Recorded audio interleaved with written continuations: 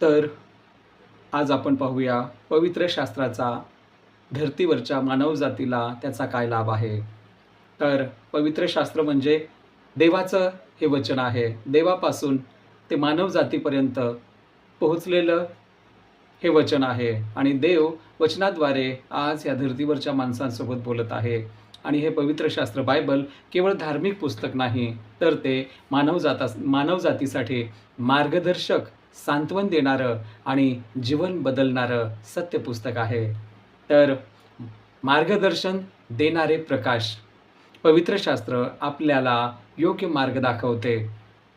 वचन सांगतं स्तोत्रसंहिता 119 आणि वचन 105 मध्ये, तुझं वचन माझ्या पावलांसाठी दीप आणि माझ्या मार्गासाठी प्रकाश आहे. तर देवाचं वचन हे तुमच्या आणि माझ्या पावलांकरता दिवा आहे. म्हणजे आपला पाऊल अंधारात न पडता प्रकाशामध्ये आपण चाललो पाहिजे. तर इथं वचन सांगतं, तुझे वचन माझ्या पावलांसाठी दीप आणि माझ्या मार्गासाठी प्रकाश आहे. याचा अर्थ असा की जीवनात अंधार, संभ्रम किंवा संकट जरी आले तरीही देवाचं वचन आपल्याला योग्य आणि चांगला निर्णय घेण्यासाठी मदत करतं. सत्य आणि ज्ञान देणारं हे वचन आहे. तर वचन सांगतं, तुम्ही सत्य जाणाल आणि सत्य तुम्हाला मुक्त करेल. योहानाच्या पुस्तकामध्ये अध्याय 8 आणि वचन 32 मध्ये हे वचन सांगतं, तुम्ही सत्य जाणाल आणि सत्यच तुम्हाला बंधनमुक्त करेल. पवित्र शास्त्र आपल्याला खरे सत्य शिकवते.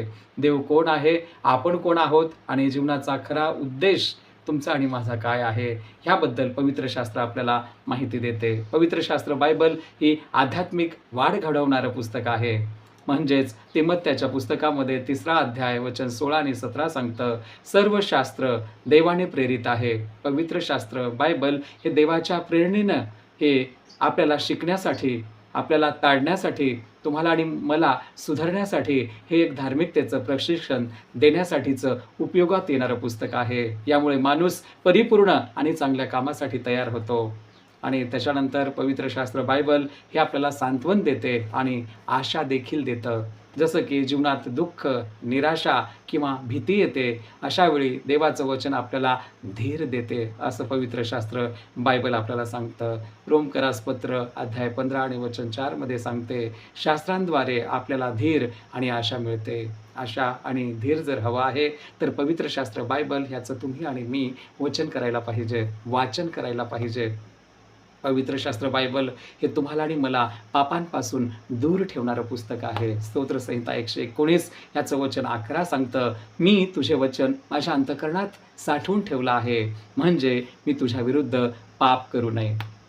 बघा, त्याचं वचन जर तुमच्या आणि माझ्या अंतःकरणामध्ये आपण साठवून ठेवलं तर तुमच्या आणि माझ्याने कुठल्या पद्धतीचं पाप आपल्या जीवनामध्ये होणार नाही.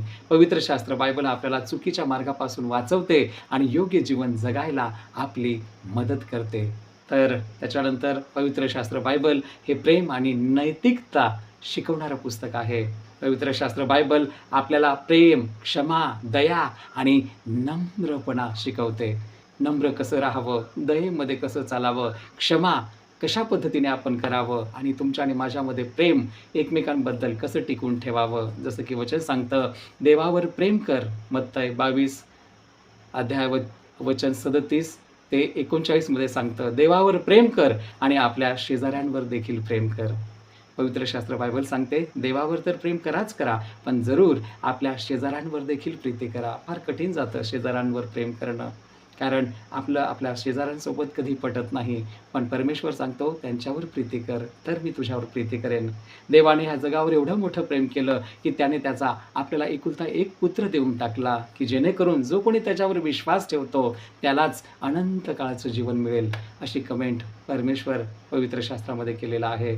तर अनंत जीवनाची आशा देणारं पवित्र शास्त्र बायबल आहे. तर पवित्र शास्त्र हे मानव जातीसाठी अमूल्य एक देणगी आहे. ते आपल्याला मार्गदर्शन, सत्य, आशा, शांती आणि अनंत काळच्या जीवनाची खात्री आपल्याला देते. तर ते जीवनाचा मार्ग दाखवते, ते तुम्हाला आणि मला सत्य शिकवते, मनाला शांती देखील देते आणि योग्य जीवन जगायला पवित्र शास्त्र बायबल तुमच्या आणि माझी मदत करते. म्हणून आपण दररोज देवाचं वचन वाचलं पाहिजे आणि त्यानुसार आपल्या जीवनामध्ये आपण ते वचन अंगीकार करून आपण जगलो पाहिजे, ही परमेश्वराची इच्छा आहे.